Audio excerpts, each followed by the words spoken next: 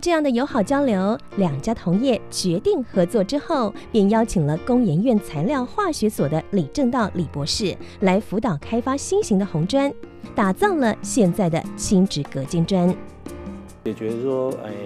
民众居住的疑虑。那再加上我们这边呢做这个全程的设计、制程加检测的一个认证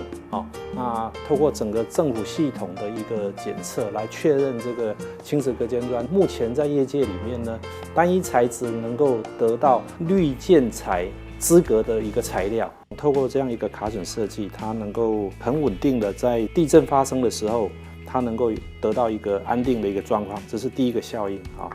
那第二个效应呢，各位可以看到说，在这个卡榫里面呢，它其实是部分的做一个阻隔，那达到一个很完美的一个设计的一个效果。